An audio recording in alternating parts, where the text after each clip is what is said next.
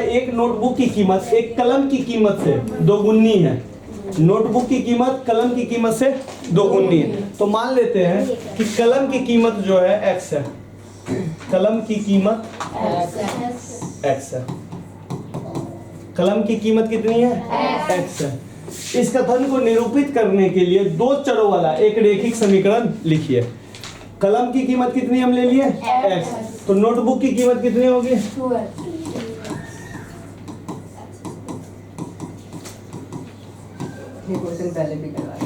Notebook की कीमत कितनी होगी? लेकिन ध्यान रखिए यहाँ पे क्या है, दो चर लेना है। अगर सिंगल चर रहता, अच्छा वेरिएबल चर अचर जानते हो ना कि नहीं जानते हो? कौन कौन नहीं जानना? जानते हो ना? चर अचर कुछ नहीं होता है, ये चर है और ये अचर है। अचर जो कभी नहीं बदलेगा, चर जो है वैल्यू के साथ बदल जाए। तो जितना भी अल्फाबेट हम मानते हैं x y z u v w, ये सब क्या है? चर है। और अचर क्या होता है? जितने भी नंबर से 5 10 15 20 ये सब कितने हो गए? ये 5 कभी 6 हो सकता है, नहीं होगा। 10 तो 10 ही है। लेकिन x कुछ अलग अलग हो सकता है। हो सकता है कि गुलशन माने x का वैल्यू 10, अर्जुन माने 15, समझे? राजा मान ले 8, ठीक है? गौतम मान ले -4, शिवानी मान ले कुछ और। तो ये जो है ना, ये सब आप अपने हिसाब से वैल्यू मान सकते हैं, ठीक है? आप जो समझ में आ रहा है कि x का वैल्यू जान भी कह सकते हैं भैया, लग गई है? तो चर और अचर ये हो गया। तो इस चीज को ध्यान रखिएगा। तो इसमें कह रहा है दो चर लेना है। तो मान लीजिए x हम ले लिए तो एक चर तो ले ही लिया, अब दूसरा चर लेना है हमको, तो दूसरा चर हम y मान के चलेंगे। तो ये क्या कर रहा है, एक नोटबुक की कीमत एक कलम की कीमत से दोगुनी है। तो नोटबुक की कीमत x मान लिए, तो यहाँ पे y लेके 2y लगा देते हैं, कोई दिक्कत? अच्छा हम चाहे ना तो इसको y भी ले सकते थे, इसको x भी ले सकते थे, ऐसे भी ले सकता था। बात समझे कि नहीं? जब इसको x माने तो इसको y मान ले, इसको y माने तो इसको x मान ले। बात समझे कि नहीं? अगर इस तरह से हम लेंगे तो इन दोनों की कीमत बराबर है, तो भैया 2y बराबर x लिख देंगे। और इस x को हम क्या करेंगे, फिर इस सेट ले आएंगे। तो 2y माइनस x बराबर 0, ये है समीकरण। और इसमें लेंगे तो ये दोनों भी बराबर है, तो 2x बराबर क्या लिखेंगे? y। और y को इधर लाएंगे तो 2x minus y equal to 0। ये दोनों आपका सही है, अलग अलग नहीं है। क्योंकि मैंने यहाँ पे थोड़ा उल्टा किया है। यहाँ पे x मान लिया तो यहाँ पे y मान लिया, यहाँ पे y मान लिया तो यहाँ पे x मान लिया। दो चर वाले रेखिक समीकरण है, ठीक है? दो चर वाले रेखिक समीकरण का जो फॉर्म बनता है, जिस फॉर्म को आपको हमेशा याद रखना है, वो फॉर्म है ax plus by plus c equal to 0। जहां पे x और y दो चर है, और a और b और c जो है वो रियल नंबर होता है। अब देखिएगा रियल नंबर क्या होता है भैया, तो वास्तविक संख्या होती है। वास्तविक संख्या क्या होती है? वो सभी नंबर्स जो आपको दिखता है वो सब नंबर क्या है? वास्तविक संख्या। एक संख्या ये भी होता है इमेजिनरी संख्या, काल्पनिक संख्या, वो आपको 11th में पढ़ना है, जो रूट अंडर में -2 होता है। ये कौन सा संख्या है? काल्पनिक संख्या, समझे? लेकिन √2 वास्तविक संख्या के अंतर्गत आ जाएगा। क्लियर है? तो अब क्या है, a का वैल्यू बताओ, b का वैल्यू बताओ और c का वैल्यू बताओ। देखिए क्या कर रहा है, निम्नलिखित रेखिक समीकरण को ax plus by plus c बराबर 0 के फॉर्म में व्यक्त कीजिए। सबसे पहले जो भी समीकरण इसको इस फॉर्म में लाओ, और फिर क्या करो, प्रत्येक स्थिति में a का वैल्यू बताओ, b का वैल्यू बताओ और c का वैल्यू बताओ। बहुत ही आसान क्वेश्चन है, 2 नंबर का क्वेश्चन आ जाता है। क्वेश्चन लीजिए, पहला लीजिए 2x प्लस 3y बराबर 9.35 बार, 5 के ऊपर बार है। अच्छा ये बार का मतलब समझते हैं ना, 5 5 5 5 अनलिमिटेड टाइम, ठीक है? इस 9.35 को हम क्या करेंगे, इस साइड ले जाएंगे। इसका साइन कुछ नहीं है तो प्लस है, प्लस इस साइड जाएगा तो क्या हो जाएगा? ये तो जानते हो ना आप लोग। तो इसको हम लिख देते हैं 2x प्लस 3y माइनस 9.35 बार, यही ना?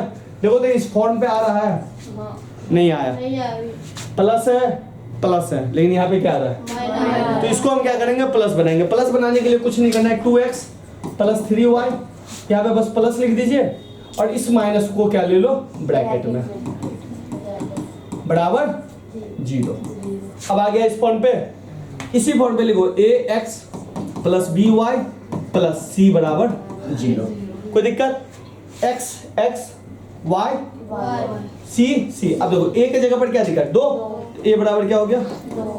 b के जगह पर क्या दिखा? 3, तो b बराबर क्या हो गया? और c के जगह पर क्या दिखा? 9.35। ये पूरा, ठीक है ना? c पूरा है ना, तो c पूरा ही होगा, -9.35 3 5 के ऊपर 12। क्लियर है? भैया ब्रैकेट में डालते हैं। हाँ ब्रैकेट क्यों डाला? माइनस था ना, इसीलिए ना हमने यहाँ पे ब्रैकेट डाल दिया। अब पूरा उठा के ही ले आए तो ब्रैकेट क्यों डालना? भैया ब्रैकेट के अंदर 5 पे बार नहीं है। अच्छा लीजिए, क्लियर है? आसान है या हार्ड है? बहुत ही आसान है। इस क्वेश्चन को देखो, सेकंड क्वेश्चन को।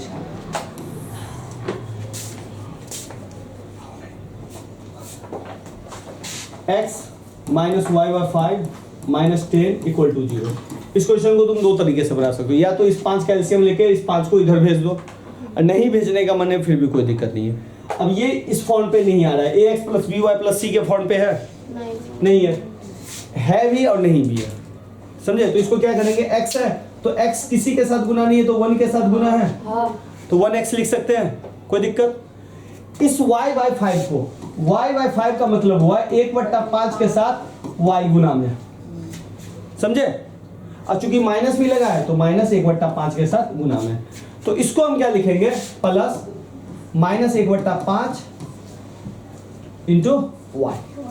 क्लियर है? और फिर माइनस आ गया तो प्लस माइनस ब्रैकेट में 10 इक्वल टू 0। अब डालिए ax plus by plus c बराबर 0। बड़ून बताओ a का वैल्यू कितना हुआ? 1। b का वैल्यू कितना हुआ? गलत, माइनस 1/5। ध्यान से देखिए, b के जगह पर क्या आ रहा है, ये ना, अच्छा तो माइनस 1/5। राजा c का -10। ज्यादा मुश्किल नहीं है, लेकिन ध्यान रखिए यही क्वेश्चन 1 से 2 नंबर दे के जाएगा आपका, बस आपको एक बार फॉर्म सजाना आ गया। ये क्वेश्चन देख लो, थर्ड क्वेश्चन। इस क्वेश्चन को देखो, जरूरी नहीं है इतना पूरा लेंथी से ही बनाना, अगर आपके दिमाग में कॉन्सेप्ट समझ में आ गया तो आप आराम से बना सकते हैं। जैसे देखिए ये क्वेश्चन है, -2x प्लस 3y बराबर 6 है। इस 6 को बराबर के साथ 0 लाना होता है, तो इस 6 को इधर ले आएंगे, तो -2x प्लस 3y माइनस 6 बराबर 0। सजाना है तो सजाओ, नहीं सजाना है मत सजाओ। ये जान दो x के साथ क्या गुना होता है, a गुना होता है। देखो x के साथ क्या गुना है, a, तो a का वैल्यू कितना होगा, -2। b के साथ क्या गुना होता है, y के साथ क्या गुना होता है, b। y के साथ क्या गुना है, 3। और यहाँ पे देखो प्लस है, तो चूंकि हमको दिक्कत नहीं है तो सिंपल मानेंगे b बराबर 3, है ना। c के जगह पे देखो ये है, प्लस होना चाहिए था लेकिन माइनस है, तो हम सीधे उठा के c बराबर मानेंगे -6। कोई दिक्कत?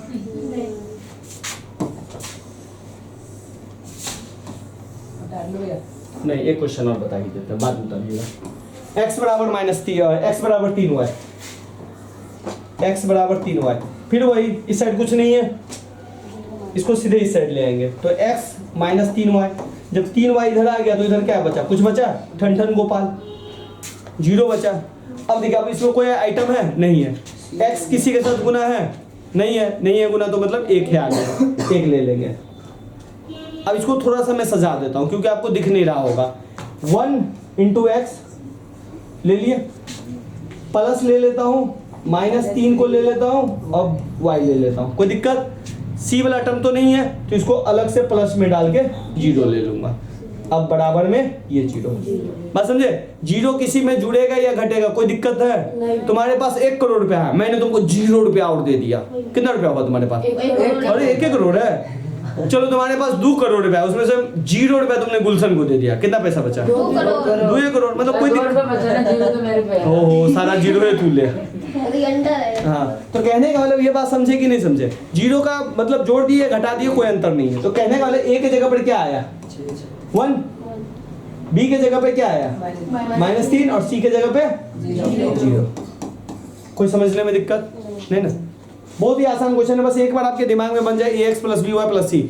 चर पता होना चाहिए और अचर पता होना चाहिए, तो सारा खेल आपका खत्म है। क्वेश्चन ये भी यही है, 2x बराबर -5y है, -5y को फिर से हम इधर ले जाएंगे, तो 2x प्लस 5y बराबर 0। फिर से वही केस है, लेकिन इस बार केस में हम पूरा सजा के नहीं चलेंगे, हम सिंपल सा मान डाल रहे हैं, ठीक है। a का मान कितना हो जाएगा, 2, b का मान कितना हो जाएगा, 5, और c का मान नहीं है तो 0। डायरेक्ट मार दिए, लेकिन आप लोग एग्जाम में डायरेक्ट नहीं मारोगे, बिल्कुल इस तरह से लेके चलोगे, ऐसे कर देंगे तो नंबर कट जाएंगे। बिल्कुल समझे कि नहीं समझे? तो ये हमेशा याद रखिएगा। आइए इस क्वेश्चन में 3x प्लस 2 बराबर 0। अब देखिए यहाँ पे y ही गायब है, लाइट के वजह से दिखी नहीं। y गायब है, तो y जो गायब है तो इसको थोड़ा 3x प्लस 0 इंटू वाई कर लो। जो चीज गायब होगा ना उसको 0 से मल्टीपल कर दो या 0 लगा दो। प्लस 2 बराबर 0। a का वैल्यू कितना है 3, b का वैल्यू 0 और c का वैल्यू 0, सॉरी 2। क्लियर है? इस तरह के क्वेश्चन में आपको पता है बीच में क्या लिखना है, ax plus B Y plus c बराबर 0। यहाँ y माइनस 2 देखो, y माइनस 2 इक्वल टू 0, ये क्वेश्चन। तो 0 इंटू एक्स, कोई दिक्कत? y के जगह आगे में कोई साइन नहीं है तो प्लस है, प्लस 1 इंटू वाई, कोई दिक्कत? प्लस माइनस 2 इक्वल टू 0, कोई दिक्कत? अब इसको तुमको माने तो ax plus B Y plus c बराबर 0 कर लो। तुम कहोगे भैया a का वैल्यू हो गया 0, b का वैल्यू हो गया 1 और c का वैल्यू हो गया -2। दिक्कत? चलिए 5 बराबर 2x। तो देखो इस क्वेश्चन को ना मैं इस बार इसको इधर ले जा रहा हूँ, ठीक है? तो इधर 5 को इधर ले गए तो इधर 0 बचेगा, समझे? और इधर आ जाएगा 2x माइनस 5 बचेगा। अब इस 2x माइनस 5 को इधर लिख रहा हूँ और 0 को इधर लिख रहा हूँ, कोई दिक्कत नहीं ना? मैंने साइड चेंज कर दिया, कोई दिक्कत? अब इसको तुम कर ही लोगे क्योंकि तुम देख रहे हो कि भैया ये क्वेश्चन और ये क्वेश्चन तो सेम ही दिख रहा है हमको। तो इसको मैं शॉर्टकट में मार रहा हूँ, a बराबर 2, b बराबर 0, c बराबर -5। कोई समस्या है तो बता दीजिए। कुछ समस्या नहीं, लेकिन मैं बात सीधा करना होगा। हाँ, पेपर में पूरा इस तरीके से करना होगा जो पीछे पड़े हैं। बिल्कुल, यानी कि आपको हर स्टेप में ax प्लस बी वाई बराबर। अच्छा 0 वाला टर्म में आपको डालना है 0 इंटू वाई। हाँ क्लियर है? उतारना नहीं है, खत्म है ये।